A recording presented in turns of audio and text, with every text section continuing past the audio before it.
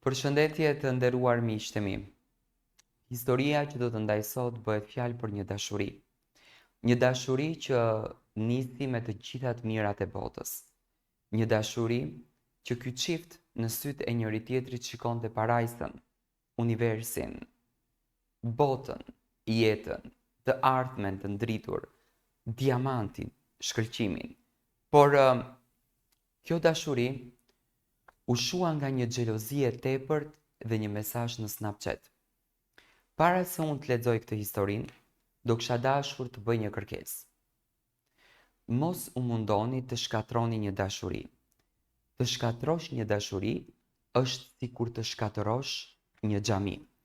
Dhe këtë letër e ka shkruar një djalë i mrekullueshëm, i cili dëshiron në këtë pikë të largësisë të tyre t'i thot dy fjalë të dashurës të vet. Jam rruci jot, e din ti. Dhe historia ime është një histori e një zemre që deshi fort, por humbi gjithçka nga një ndjenjë që shpesh e shkatron dashurinë më të madhe, xhelozia. Nuk jam këtu të fajsoj askënd, përveç vetes time. Jam këtu të tregoj atë që më rëndon për ditë, shpirtin dhe më rëbëron kujtimet. Ishte viti 2023, kur njoha një vajzë që më ndryshoi jetën. Një vajzë nga Kosova.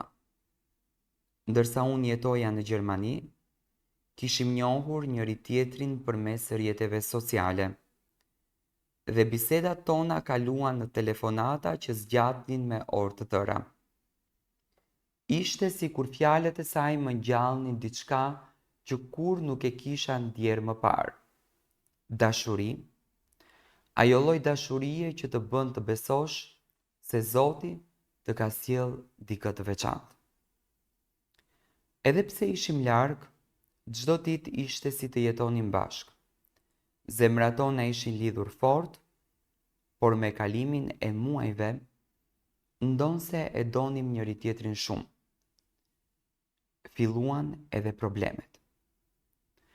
Ajo ishte xheloze, mbaste shumë më shumë se ç'duhej.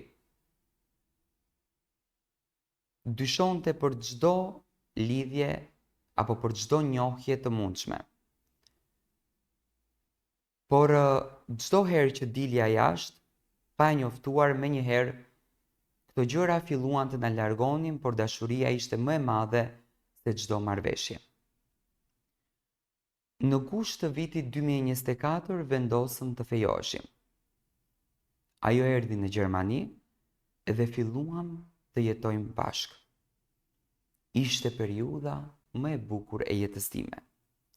Të zgjohesha pranë saj, të ndaja ditët, bisedat, shpresat më dukej sikur një ëndër që po bëhej realitet. Ajo ishte gjithçka për mua. Por një natë e mallkuar, ndryshoi gjithçka. Një person më shkroi në Snapchat. Ishim në moshë të njëjtë dhe biseda filloi pa qëllim të keq. Vetëm një përshëndetje dhe një ndrim të fjalësh, pastaj më tha, më dërgo një foto se s'po dija je ti në të vërtetë. Dhe unë pa menduar ja dërgova, ishte thjesht një foto, por mjaftoi ajo që kisha ndërtuar me gruan time që doja të filloj të lëkundej. Nuk e di se si, por unë që në atë bisedë fillova të xhelozoj. Dhe më e dhimbshmja nuk ishte vetëm fakti që unë dyshova tek ajo që ajo po më tradhtonte me dikë tjetër, sepse gjasme më sollën një fotografi. Por se ajo më kishte thënë gjithmonë, unë nuk kam pasur askënd më përpara teje, jam e pastër për ty. Dhe atëherë më mbërtheu një gjë që nuk e kisha përjetuar kurrë. Xhelozia. Xhelozia më qëroi syt. U bëra një tjetër njeri. Nuk shihja më dashurinë që më jepte, por dyshoja. Nuk e dëgjoja më kur më thoshte se më donte. por kërkoja provat që më kishin munguar në mendjen time të trazuar. I thoja fjalë që nuk duhet t'ja thoja kur. Nuk isha më ai njeriu që kishte premtuar ta donte për gjithmonë. Ishte si të më kishte pushtuar një hije që vetëm më shkatronte. Ajo u thye. Lotët i binin çdo natë. Filloi të mbyllej në vete. Nuk më fliste si më parë. Dhe pastaj ndodhi që ajo nuk e kishte menduar kur. Familja e saj vendosi që ta kthente në Kosovë, pas të gjitha zënkave që ne I kemi patur. Nuk ishte dëshira e saj, por nuk kishte më forcë të luftonte. Iku, më la vetëm.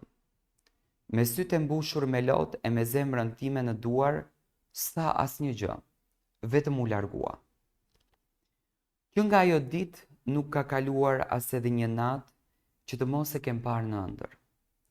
Aroma e saj më përndjek në çdo qosht të banesës. Zëri I saj më del kur zgjohem I lagur në djers. Shikimi I saj më ndjek kur I hedh syt nga celulari.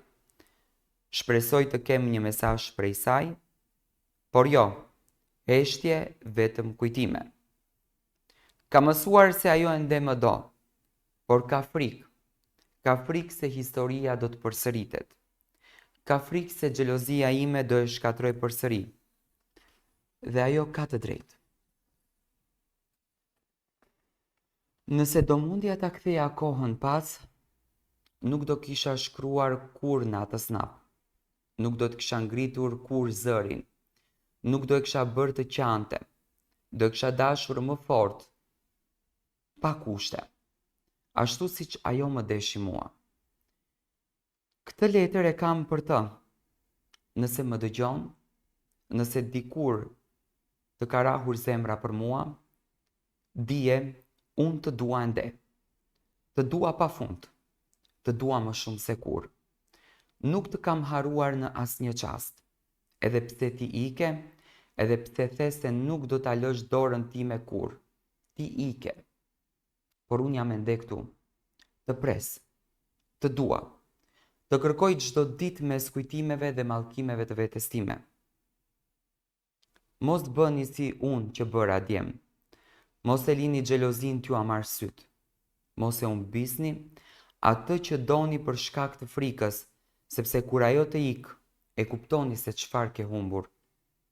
E kupton sa e çmuar ishte ajo dashuri dhe sa e vështirë është ta gjesh sërish me mall ish shpirti yt rruci.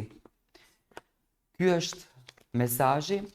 Unë uroj që vajza në fjalë ta dëgjon, edhe Ruci të jetë penduar me zemër dhe dashuria e tyre të rikthehet përsëri.